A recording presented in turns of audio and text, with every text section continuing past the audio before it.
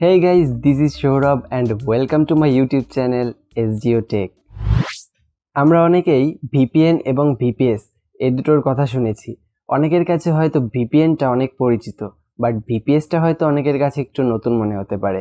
অনেকে মনে করে যে VPN এবং VPS এই দুটো সেম জিনিস, বাট না, এই দুটো সেম না। তো আজকের এই ভিডিওতে আমি VPN এবং VPS এই দুটো নিয়ে আলোচনা করব এবং এর যে কাজ এবং এটা কি কাজে ব্যবহৃত হয় এই সবগুলো ব্যাপার নিয়ে আমি আজকের ভিডিওতে আলোচনা করব। তো চলুন বেশি দেরি না করে খিচুড়ি খাওয়া শুরু করা যাক, মানে ভিডিওর মূল টপিকে যাওয়া যাক। আমরা অনেকেই মনে করি যে VPN এবং VPS এই দুটো এক জিনিস, বাট না, এই দুটো এক জিনিস না, এখানে অনেকটা পার্থক্য আছে। আমি আগে VPNটা বলি। VPN এর অর্থ হচ্ছে virtual private network and VPS এর অর্থ হচ্ছে ভার্চুয়াল প্রাইভেট সার্ভার।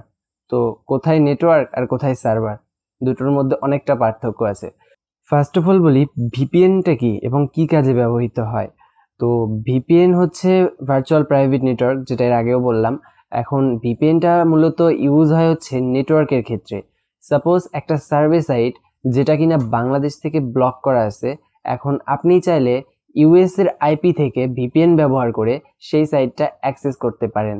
তো এই গেল মূলত VPN এর ব্যবহার। এখন আসি VPS। সো VPSটা কি? অ্যাকচুয়ালি সাপোজ আমার পেছনে একটা কম্পিউটার রয়েছে, এখানে মূলত একটা প্রসেসর রয়েছে, একটা র্যাম রয়েছে, হার্ড ডিস্ক রয়েছে, এরকম আর কি। ধরুন আপনার কাছে একটা কম্পিউটার আছে Core i3-র, কিন্তু আপনি এখন একটা কাজ পেয়েছেন যে কাজটা করতে হলে আপনার Core i7 বা Core i9-এর দিকে যেতেই হবে।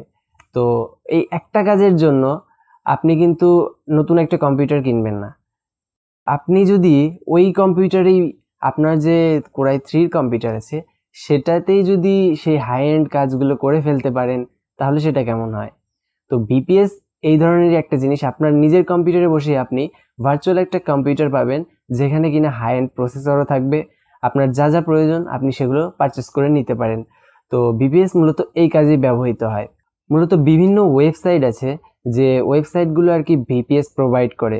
এখন একটা ওয়েবসাইটে ধরুন আপনি গেলেন এবং সেখান থেকে আপনি সাপোজ Core i5-এর একটা কম্পিউটার সহ এবং 8GB র্যাম এরকম একটা কম্পিউটার সেখানে পারচেস করলেন, ভার্চুয়াল কম্পিউটার, কিন্তু সেটা পারচেস করার পর আপনি কিন্তু মূলত আপনার কম্পিউটার থেকেই অ্যাক্সেস করবেন।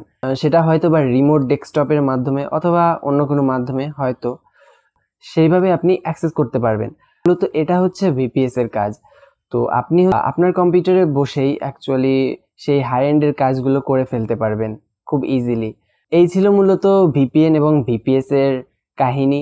তো VPS একটা আলাদা জিনিস এবং VPN একটা আলাদা জিনিস। VPN মূলত ব্যবহৃত হয় নেটওয়ার্কের ক্ষেত্রে এবং VPS ব্যবহৃত হয় মূলত এই যেটা বললাম আমার কম্পিউটারের উদাহরণ দিয়ে, এইগুলো ক্ষেত্রে।